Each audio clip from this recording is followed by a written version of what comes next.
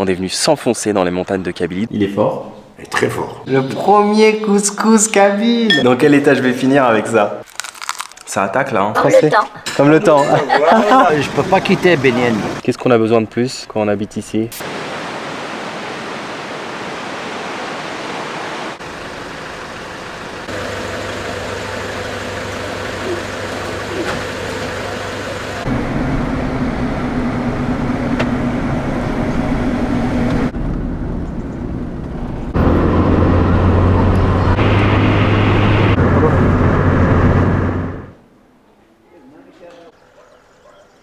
Salam alaikum, bonjour Azul Felawen, j'espère que vous allez bien. Nouvelle journée, nouvelle aventure, nouveau vlog dans cette deuxième saison en Algérie.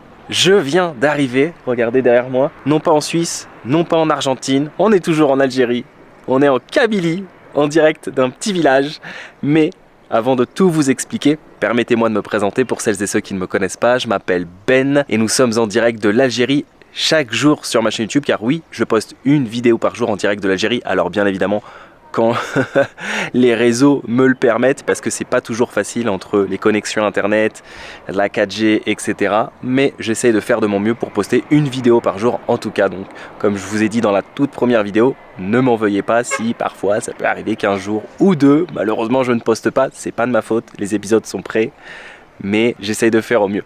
Voilà, donc une vidéo par jour en direct de l'Algérie. Si jamais vous tombez un petit peu par hasard sur cette chaîne et que le contenu vous plaît, n'hésitez vraiment pas pour m'encourager à vous abonner, à liker, à commenter, à partager. D'ailleurs, le fait d'activer la cloche, ça permet de savoir à quel moment je sors une vidéo. Voilà, c'est comme ça que ça marche, hein. C'est le moyen le plus simple de pouvoir être notifié.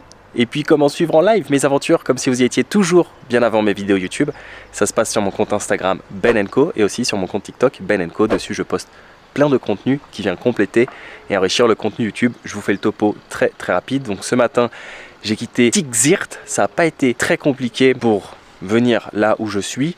En fait il faut que je vous raconte même l'histoire depuis le début. Il y a une semaine quand j'étais à Alger, dans les hauteur d'Alger, je visitais un peu le quartier chic d'Alger, etc. Il y a une dame qui est venue m'aborder, qui s'appelle Anya, c'est une journaliste pour un journal local ici en Algérie, qui est venue me féliciter de mes vidéos, etc. Qui m'a dit, on a écrit un article sur vous, donc déjà, merci beaucoup pour l'intérêt porté à ce joli voyage en Algérie, et qui m'a expliqué qu'elle était kabyle, et qu'elle avait des oncles qui avaient une maison d'hôte ici, en Kabylie, dans les montagnes de la Kabylie. Vous voyez, ce décor est splendide. Et qui m'a dit, si ça vous intéresse, je peux vous mettre en contact avec eux pour qu'ils vous fassent visiter un village typique de Kabylie, un autre, parce que nous on avait déjà fait Tiferdoud il y a quelques mois quand j'étais venu ici pour la saison 1, playlist quelque part au-dessus de ma tête, Tikejda aussi, etc. Et là on va découvrir justement un nouvel endroit en Kabylie. On est venu s'enfoncer dans les montagnes de Kabylie, donc on a gardé contact, et puis elle m'a mis en relation donc avec sa famille, qui sont venus me récupérer ce matin à la gare de Tizi Ouzou, donc Tizi Ouzou, capitale de la wilaya de Tizi Ouzou. Donc comme je vous ai dit, ça n'a pas été très difficile. Ce matin en quittant mon hôtel, j'ai marché à peu près 5 minutes et j'ai pris donc un bus qui, pour la modique somme de 120 dinars, ce qui fait grosso modo à peu près 50-60 centimes d'euros, quelque chose comme ça, m'a conduit à Tizi Ouzou capitale, la gare des bus de Tizi Ouzou. Et ensuite sur place, les oncles d'Ania sont gentiment venus me récupérer, donc ils ont fait la route, voilà, du petit village où nous sommes, At Yeni, et ils m'ont ramené, voilà, Tizi Ouzou, At Yeni, directement. Donc c'est comme ça que j'ai atterri ici. Donc je suis dans une charmante maison d'hôte tenue par le grand-oncle d'Ania, et puis voilà, je vais vous faire pas le room tour parce que c'est une grande maison, ça va être un house tour aujourd'hui avec monsieur Houssine, qui est donc le grand-oncle d'Ania. On est parti, let's go. Donc c'est fait avec des fèves et des petits pois. Voilà, avec de l'huile d'olive. Et ça, c'est du petit lait. C'est du petit lait. Ça marche avec. Et ça, c'est du piment traditionnel aussi. De Kabylie? Ouais. D'accord. Il est fort? Il est très fort. Vous allez le goûter. C'est pour ça qu'il y a le petit lait. Voilà. Eh bien mes chers amis, je vous présente monsieur Houssine, qui est donc le grand-oncle d'Ania, Voilà. qui m'a gentiment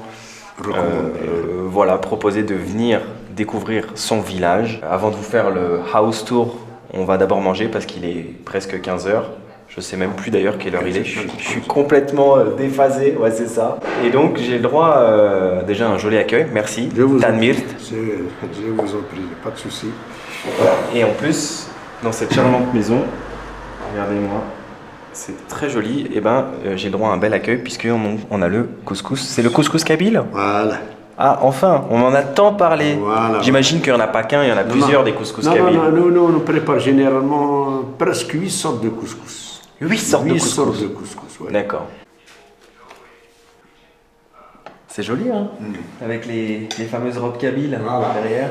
Là, une robe kabyle, et puis là, j'imagine que c'est... Ça, c'est du côté de Djelfa. C'est comme des djellabas. Voilà, des djellabas, ouais. D'accord. C'est ce qu'on appelle kashabia. D'accord, kashabia. Voilà, ça c'est du côté du sud. D'accord. À Gouat, ça c'est kabyle. Ça, je connais, ouais. Non, ça aussi, le Belouz. Ah, d'accord, ok. Le Belouz, c'est kabyle. Ça D'accord. c'est du côté d'Est, chez les Chaouis. Chez les Chaouis. Voilà. Ok, intéressant. Il y a une jolie décoration. Félicitations. Un petit musée. Ouais, c'est beau. Et allez, je vais goûter mon premier couscous kabyle. Voilà. Le premier couscous kabyle. Ça y est, donc c'est servi avec de la dinde, du poulet, Une escalope. une escalope. Qui a préparé? C'est votre épouse? Ouais. D'accord. Et le piment traditionnel. Le piment traditionnel. Ok. Avec du petit lait. Voilà. Donc là, on a la semoule, les ingrédients, je vois comme des... C'est la fève. de la fève, etc. Ouais, des petits pois. Vous mettez pas de bouillon par-dessus? Non. Ça, je fais spécialement comme ça. D'accord. Il y a d'autres couscous avec sauce. Ouais. Il y a du couscous avec du sucre et du miel et du beurre. Ainsi de suite. Ouais. Il y en a 7 ou 8 sortes de couscous. D'accord. Eh ben, Bessara, comme on dit. Je sais pas s'il y a un mot spécial pour le kabyle. Non, bon ok. appétit, Bon appétit.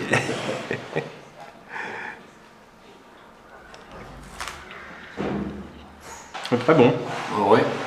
C'est simple et sain. Et léger aussi. Et léger, ouais, c'est vrai. Il n'y a pas, comme dans certains couscous, beaucoup de légumes, beaucoup de viande, etc. Ça reste assez léger, c'est vrai. C'est différent, vraiment, de tous les autres couscous que j'ai pu goûter. J'en ai goûté beaucoup. Hein. J'ai goûté couscous viande hachée, couscous poisson, couscous au poulpe. Et les couscous sont merguez, ça existe aussi. Oui, c'est le couscous, ce qu'on appelle nous en France le couscous royal, ça. Ouais. À part le couscous, vous avez d'autres plats traditionnels kabyles. Voilà. Ah oui, d'accord, ok. C'est le piment avec le Celui-là, il ressemble un peu à la lobia, je trouve. Ah, c'est du plomb, on appelle ça du berkoukes. Du bel cookies. Voilà, D'accord. c'est du plomb. C'est un légume. Ah d'accord, ok, je connais pas. On fait ça avec de sauce et avec de l'huile d'olive. Dans quel état je vais finir avec ça? Ah, il est sec. Il est grillé. Ah ouais, d'accord, ok.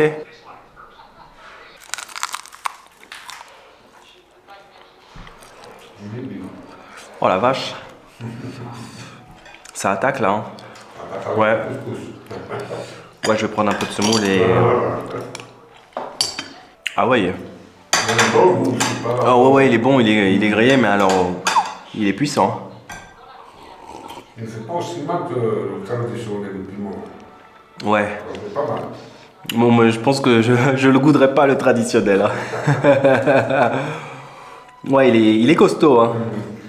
Alors, effectivement, je vois bien les fèves hein, qui sont juste là, mais j'ai l'impression qu'il y a aussi comme des haricots plats. Voilà. C'est ça, hein? C'est des haricots plats? On peut le faire avec n'importe quoi.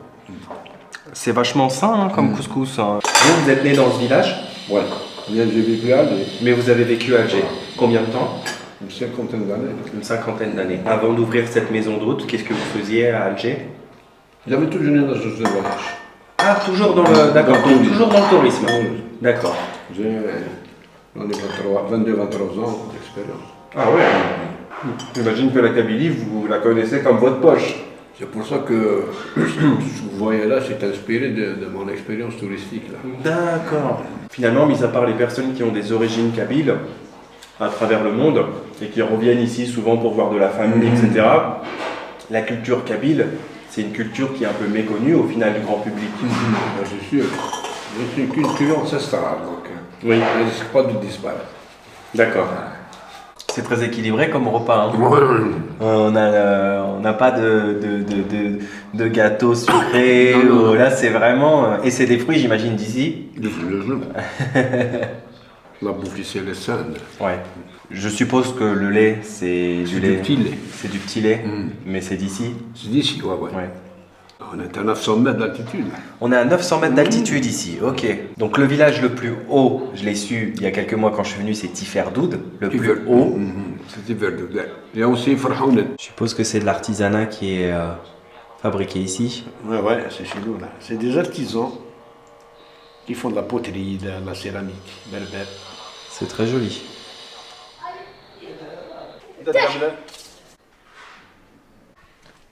Azoul. Là, c'est les ruelles des vrais villages kabyles. D'accord. السلام Azoul. السلام نقول مرحبا لاباس سافا Ça va et vous? اه Vous parlez un peu Comme le français? temps. Comme le temps. comme le temps. C'est vrai, ça va, ça vient. Ah, c'est votre cousine? Ah oui, c'est la cuisine à papa. Ah, Papa s'occupait des Voilà. cuisines. Son Enchanté. papa et mon papa, Ah, c'est des frères. Des frères. ah d'accord. Ah C'est oui. ma cousine. Au gal, au gal. Ma vraie D'accord. cousine, ouais. وكان تيزت وماك شي تيزت أنا نعطيك ماك بصح. شملة كلها شكل زرا ناكل كيف لا. Enchanté. Comment vous vous appelez? كلها. كلها C'est un nom أوغال. berbère. Kula. D'accord. Kula. Ça a une signification? كلها. Kula. D'accord. كلها كان Non, parce que la dernière fois, en fait, figurez-vous que j'ai rencontré une fille qui avait des origines kabyles et son nom, c'était très joli, ça avait une signification, mais je me souvenais plus ce que ça voulait dire exactement. Il y a des jeunes filles, Ouais. Fatma Soumer, c'est une vaillante guerrière berbère. D'accord, ok. berbère. Eh ben, ravi de vous rencontrer, Madame Kula. Bonne journée. Eh ben, bon voyage. Au revoir, madame. Merci, madame. Au revoir. Au revoir. Après ce bon couscous kabyle, c'est l'heure de la petite balade digestive. Dans le village d'Aït al-Arba, Monsieur Houssine me fait un tour du village. On vient de rencontrer sa cousine. Oh, Ah, Bzakhi. Azoul. Bonjour monsieur. Ah, aussi, c'est un parano. D'accord. C'est l'un des rares artisans bijoutiers qui est Oui. actuellement au village. Tout est à la main. Oui, parce que vous m'avez dit que là c'est un Un village village uniquement de bijoutiers. de bijoutiers. Voilà. D'accord. Voilà, il est en train de façonner des fibules, des boucles d'oreilles, et ainsi de suite. Waouh. Voilà. Et ça, c'est du corail.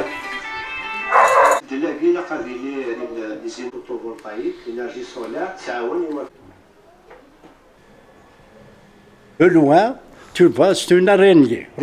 Vas-y là-bas. Ok. Tu vas voir. Encore plus loin. Ça va. Donc plus. Ah, bon, ça, c'est une araignée. Ah ouais. De loin. Bon, après, faut pas que je m'éloigne trop parce que j'ai pas une super vue. Hein. Parce qu'elle risque d'être floue l'araignée. On a essayé d'avancer jusqu'au... Ouais, oui, effectivement, ouais. C'est une araignée. Oui, j'ai remarqué.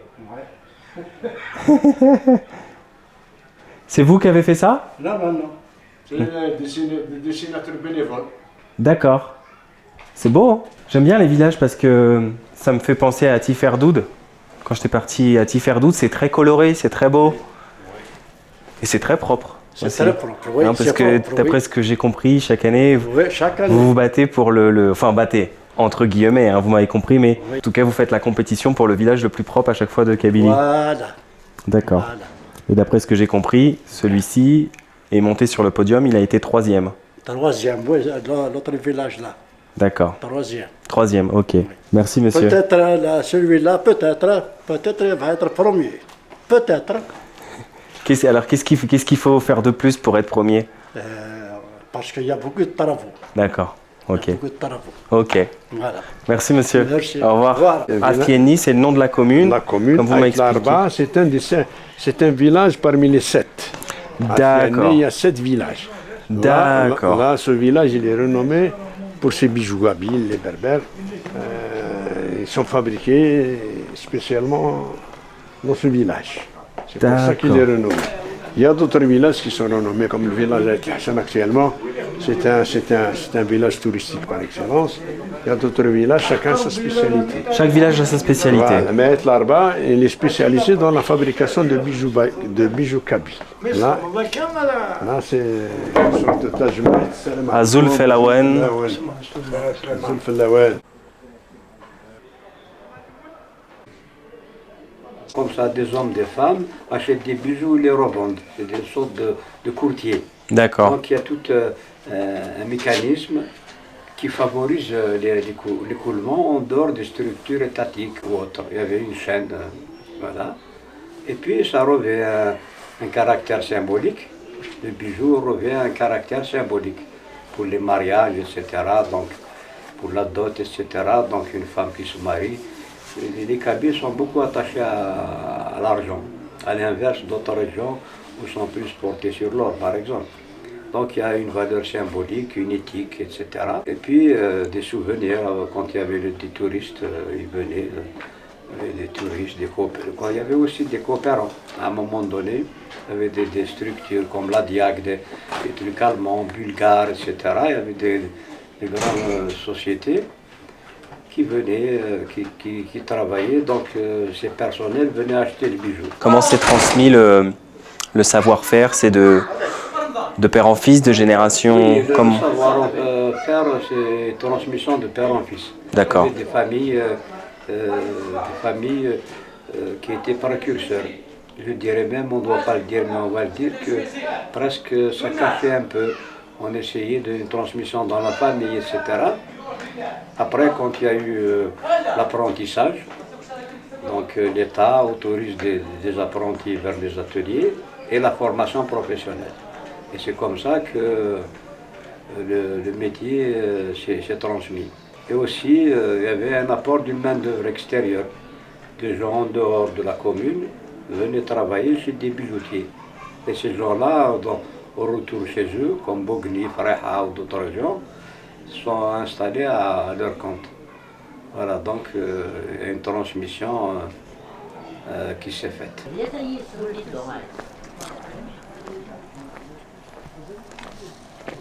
Azul, Felawen.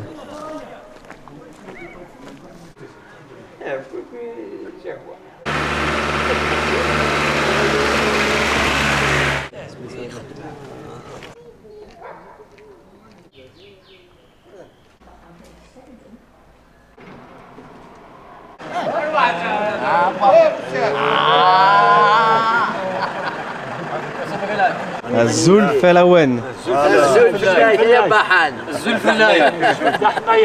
Zulfilla est charmant monsieur. Ah, ouais.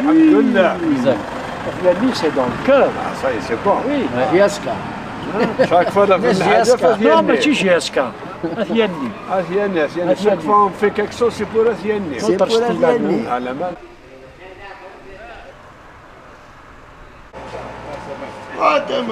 Donc là, on vient d'arriver dans un nouveau village. Voilà, c'est le village qui a eu le troisième. ماشي غرميد روحها غاس تساقل خير فلاونه سلامه وتساقل ماشي غرميد روحها سيف الحسن يد روحها ماشي غرم انا بغا ما نصبر الا قد نحل فوالا صافا معها صافا الحال كيف بخير لاباس الحمد لله الحمد لله c'est le village qui a reçu le troisième prix. Le troisième prix du village le plus propre. Le plus propre, la Oléa Tizious. Ouais. Comment il s'appelle celui-ci? Atel Hassan. C'est le village natal aussi du chanteur Idir. D'accord. Voilà. Un chanteur populaire kabyle. Ah, populaire mondialement. Mondialement. Mondialement. Là, une chanson qui a été interprétée des centaines de fois à Vavainouva. D'accord. Ah oui, interprété, traduit par les plus grands chanteurs en Europe et dans le monde entier. Hein. Alors dans la commune d'Atieni, on passe d'un village à l'autre très facilement. Très facile. Les villages sont collés les uns aux autres. Voilà, pas collés, mais ils sont pas loin.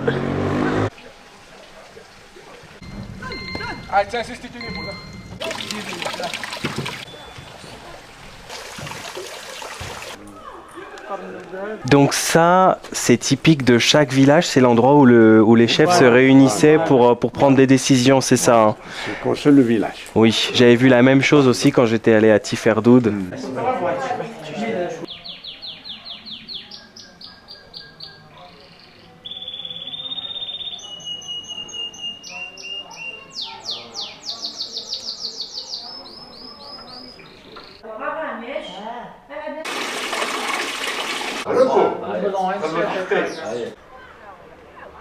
comprendo.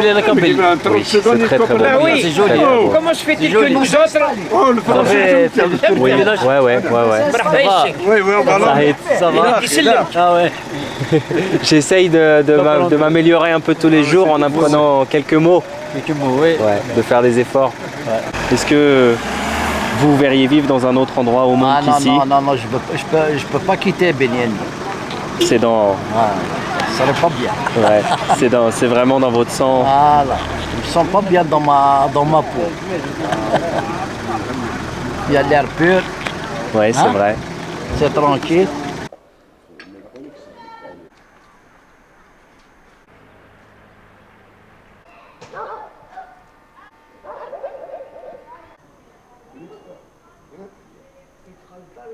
On est de retour dans la maison familiale de Monsieur Hossin, donc la maison d'hôte. Donc c'est là où on a déjeuné ce midi.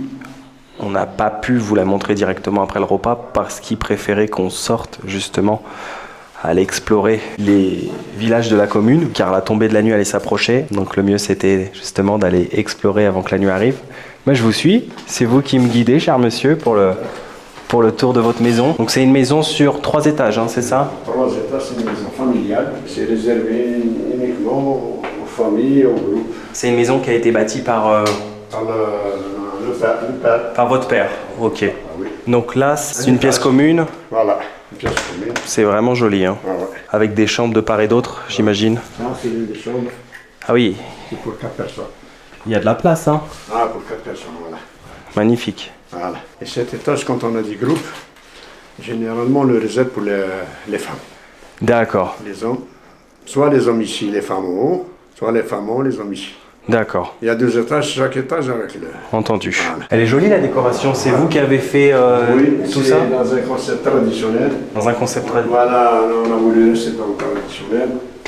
Et ils ont les bijoux, la femme qui habille en train de cueillir des olives. Oui, parce que la spécialité ici, C'est la cueillette d'olives. c'est la cueillette d'olives. Voilà. Et là, c'est un autre étage. Voilà. Avec des chambres. Voilà, réservé aussi pour des groupes. Je le reconnais celui-là parce que c'est l'étage de ma chambre, si je dis pas de c'est bêtises. ça, c'est ça, oui. Voilà, donc c'est là où je passerai la nuit ce soir. Ah, c'est une chambre pour couple. Mon petit nid douillet pour ce soir en Kabylie. Voilà. Merci encore pour votre accueil, Il n'y a pas de souci. Vous serez toujours les bienvenus. c'est très gentil. Vous savez que ce qu'on dit sur Raffiani, terre d'accueil, Ok, d'hospitalité, ok. de culture et d'histoire. Ça s'englobe Raffiani. D'accord, Voilà. c'est magnifique. Et J'ai pu confirmer. heureusement, J'ai pu confirmer que tout est vrai. Terre d'accueil, hospitalité, culture et histoire. On a histoire. l'histoire C'est aussi. vrai, c'est vrai, c'est vrai. Voilà, là aussi c'est... C'est grand, dis donc. Et il y a une capacité maximum de combien de 20 personnes? personnes. 20 personnes, C'est le maximum. le maximum. Et c'est mieux que d'avoir une cinquantaine. Ouais, bien sûr. Avec tout ce qui se passe là, s'il y a un groupe de 20, on peut le gérer facilement. Entendu. Voilà. Et je suppose qu'avant, toutes ces chambres étaient occupées par vos frères et sœurs, etc. D'accord. Voilà. Et comme les frangins, ils ont voulu rester dans le nord, en village, ils viennent comme ça les week-ends, quand on a des fêtes, quand on a des... Bon, alors par contre, le dernier étage, il n'a plus aucun secret pour moi. Voilà. C'est sûrement mon endroit préféré de la maison. Vous l'avez vu durant l'introduction, hein. Il n'y a plus trop de suspense. C'est la terrasse avec une vue panoramique sur les montagnes du Djurdjura, ici, en Kabylie.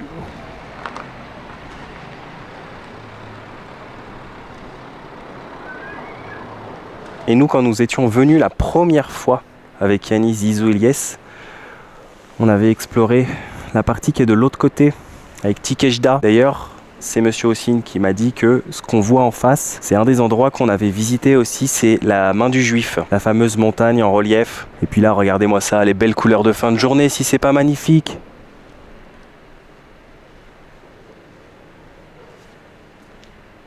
Qu'est-ce qu'on a besoin de plus quand on habite ici? On a besoin de...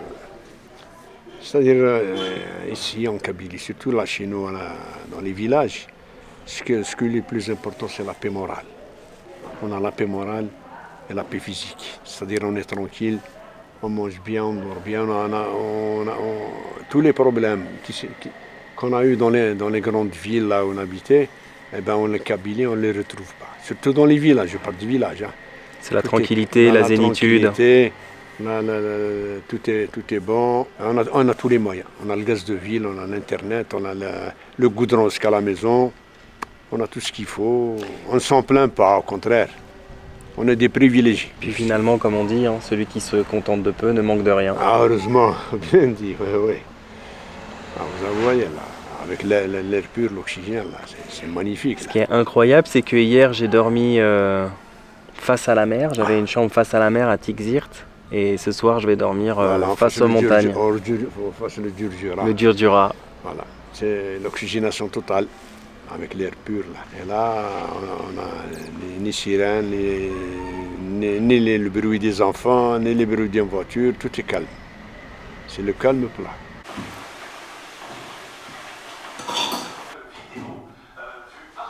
Merci encore une fois pour l'accueil. Non, pas de souci. Je vous l'ai dit tout à l'heure, Afiani, c'est l'accueil d'hospitalité. C'est vrai. Ouais, là, vous passez, salut, bonjour, pas de souci.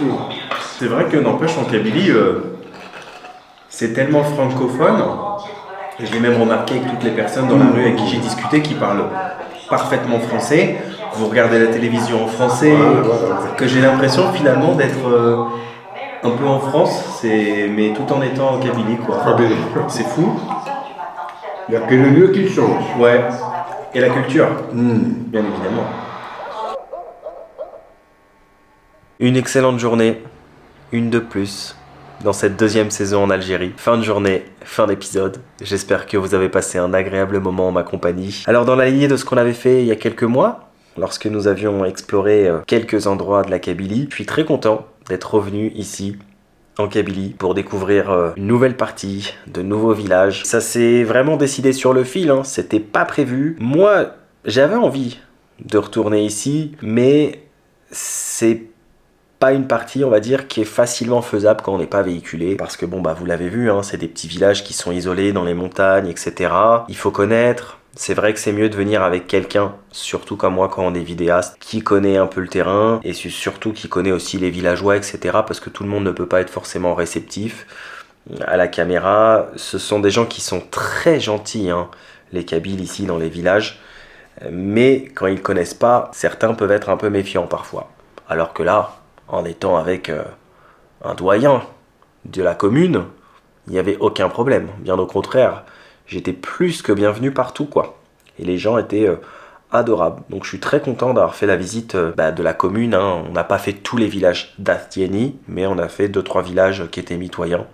Et c'était vraiment super sympa. Alors c'est passé vite parce que je suis arrivé, il était presque 15h. La nuit tombe à 17h30. On n'a pas eu le temps non plus de faire plusieurs villages. Mais je trouve que ce qu'on a fait, c'était déjà vraiment très très bien. De vivre une expérience supplémentaire ici, à la locale, avec des locaux, et d'en apprendre toujours un peu plus dans ce voyage, voilà, sur la culture des gens. C'est l'un des buts du voyage, c'est de découvrir des cultures différentes, comme je dis toujours, au sein d'un pays, il y a plusieurs régions, et au sein de chaque région, il y a des cultures, des micro-cultures, etc. Hein. C'est comme en France, hein. Les Bretons, c'est les Bretons, les Alsaciens, c'est les Alsaciens, les Basques, c'est les Basques, les Corses, c'est les Corses, voilà. Mais d'ailleurs, les Kabyles me font un peu penser justement aux Bretons, aux Basques, hein. Ils sont vraiment très attachés à leurs racines, hein, et ça se voit. Hein. Alors, il faut savoir que c'est une maison d'hôte où je suis, qui est tenue donc par Monsieur Hossein ainsi que son épouse, que je tiens encore une fois à remercier pour l'accueil, les repas, tout, c'était vraiment super. D'ailleurs c'est ça, hein, une maison d'hôte, on a vraiment l'impression d'être en famille, de vivre une expérience en famille, quoi. Et c'est ça qui est super. Donc il faut savoir qu'il y a plusieurs choses qui sont possibles en toute transparence. J'ai toujours été transparent avec vous. Cette nuit, enfin cette expérience en tout cas, cette nuit, plus la visite des villages, etc. C'est une expérience qui m'a été offerte. J'ai voulu quand même payé, Monsieur Hossein n'a pas accepté. J'ai voulu laisser un petit quelque chose, etc. Il n'a pas voulu accepter quoi que ce soit. J'ai quand même demandé combien ça coûtait. On sait jamais, si vous êtes intéressé, je mettrai toutes les infos dans la barre de description. Mais grosso modo, il m'a dit que l'hébergement en pension complète, donc le repas traditionnel, kabyle, plus le circuit touristique, etc., le petit déjeuner le lendemain matin, c'est 4800 dinars, ce qui fait grosso modo à peu près 22 euros. Mais il y a vraiment plusieurs possibilités qui sont possibles. Vous pouvez faire des randonnées, vous pouvez aller visiter d'autres villages environnants comme Tiferdout, Tikejda que j'avais fait pendant la saison 1, etc. Donc il y a vraiment différentes options et le mieux justement c'est que si ça vous intéresse de venir découvrir la Kabylie ici dans une maison d'hôte, vivre une expérience locale ici en Kabylie, c'est tout simplement de les contacter. Ils ont une page Facebook, un numéro de téléphone et comme ça au moins vous serez tranquille parce que je voudrais pas dire de bêtises. Donc je pense que ce sera la manière la plus simple. Donc voilà, je vous remercie encore d'avoir suivi cet épisode. J'espère sincèrement qu'il vous a plu. Alors je sais que parmi vous, il y en a beaucoup à chaque fois qui me disent « Ben, mais c'est dommage, t'as pas visité ça, t'as pas fait ci, t'as pas fait ça. » Il y a tellement de choses à voir, il y a tellement de villages ici en Kabylie. C'est difficile, on peut pas tout voir, on peut pas tout faire. Comme vous le savez, je suis limité par le temps. C'est pas parce que j'ai eu 90 jours de visa que forcément je vais pouvoir tout voir, tout faire. Faut pas oublier un truc aussi, c'est que je suis pas un robot. Je reste un être humain, donc n'oubliez pas aussi que il y a la fatigue du voyage qui s'accumule. Faut réfléchir tout le temps où est-ce qu'on va dormir, qu'est-ce qu'on va faire, qu'est-ce qu'on va voir.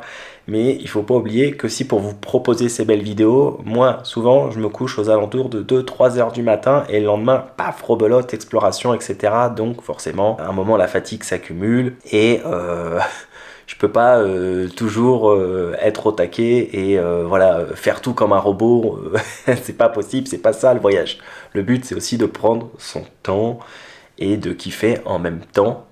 Voilà, les explorations, chaque endroit. Donc moi, demain, normalement, je quitte Athieni et je me rends direction Béjaïa. On reste en Kabylie, je retourne à Béjaïa. Et je pense que demain, ce sera une petite journée repos, même s'il y aura du montage vidéo, mais une petite journée off quand même pour voilà, reprendre des forces et continuer de plus belle. Donc, je vous remercie encore une fois d'avoir suivi cet épisode. Je vous donne rendez-vous demain en direct de l'Algérie. Je vous dis prenez bien soin de vous, n'oubliez pas de voyager. Et surtout, n'oubliez jamais un truc, c'est que quand rien n'est prévu, tout peut arriver. Et n'hésitez pas en voyage comme ça justement à discuter avec des gens, voilà. C'est comme ça que vous créerez parfois les meilleures opportunités de voyage. C'est ça le voyage justement, c'est de pouvoir sauter sur chaque belle opportunité qui pourra se présenter pour pouvoir s'enrichir. C'est ça la magie du voyage. Merci. À ciao ciao.